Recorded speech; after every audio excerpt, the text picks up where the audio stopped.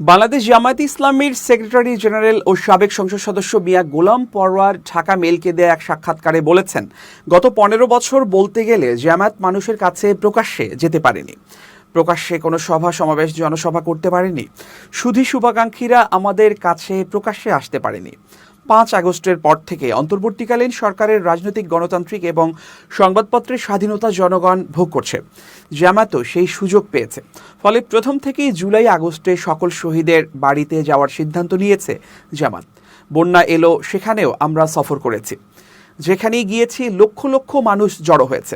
একজন শহীদ পরিবারের কাছে গিয়েছি, সেখানেও হাজার হাজার লোক জড়ো হয়েছে। জনসভায় রূপান্তরিত হয়েছে। গ্রামেগঞ্জের তৃণমূলের লোকেরা বেরিয়ে গেছে। তখন আমরা আমাদের দাওয়াতের কথা, সমাজের কথা, ইসলামের বিউটির কথা, কেমন বাংলাদেশ দেখতে চাই, সেটা আমরা মানুষের কাছে বলেছি।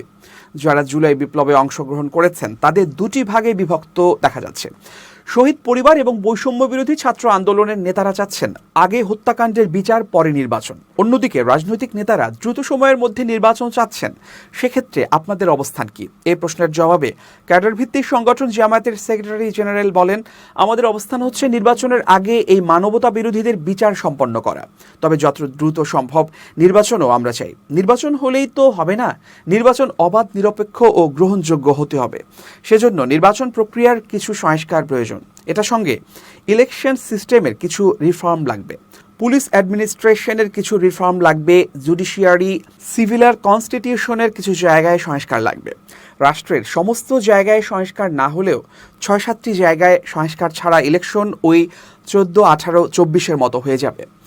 সে কারণে অন্তর্বর্তী সরকারকে বলেছি, অন্তত এটুকু সংস্কার করুন, তাতে আপনাদের বেশি সময় লাগবে না। আমরা মনে করছি ৬ মাসের মধ্যে এই কাজগুলো করা সম্ভব। এই সংস্কারগুলো শেষে আপনি নির্বাচনের রোডম্যাপ দিয়ে দিন। বিএনপির সঙ্গে জামায়াতের নেতাদের দূরত্ব প্রসঙ্গে গোলাম পরোয়ার বলেন, বক্তব্য তো আমরা সবাই দিই, আমরা আমাদের মতো করে কথা বলি, তারা তাদের মতো করে কথা বলেন, কিন্তু 3rd ও 4 লাইনের নেতারা যা বলেন এটাকে আমরা বিএনপির বক্তব্য বলে মনে করি না, এটা তার পার্সোনাল বক্তব্য বলে মনে করি। অফিসিয়াল বক্তব্য কোনটা? অফিসিয়াল কনফারেন্সে যদি কোনো দলের নামে কথা বলে, এটা হচ্ছে অফিসিয়াল বক্তব্য। অনেক সময় মিডিয়ার লাইমলাইটে আসার জন্য দলের 3rd, 4 লাইনের নেতারা এমন বক্তব্য দিয়ে থাকেন। বিএনপির হাইকমান্ডের সঙ্গে আমাদের নিয়মিত যোগাযোগ হচ্ছে, সালাম কালাম হচ্ছে। রাজনৈতিক কৌশলগত নির্বাচন এলে এটা থাকবেই। এটাকে দলের সাথে দলের দূরত্ব মনে করি না, এটা গণতান্ত্রিক সৌন্দর্য। জামাতের এই নেতা আরও বলেন, আলটিমেটলি বিএনপির সঙ্গে জামাতের কোনো রাজনৈতিক দূরত্ব নেই। দল দুটোর মত তো দুটো হবেই, একটি প্রতিযোগিতা তো আছেই। সে কারণে যে কোনো দল তার কথা বলবে। এটার জন্য মনে করি গণমাধ্যম অনেকটা দায়ী। দূরত্ব তৈরি করার পেছনে একটা ইন্টেনশন আন্তর্জাতিকভাবে রয়েছে, কিন্তু মিডিয়া কর্পোরেট হাউসে আমরা টের পাই। আমাদের মধ্যে দূরত্ব তৈরি করতে পারলে আওয়ামী ফ্যাসিবাদের সুবিধা তারা ভোগ করতে পারবে।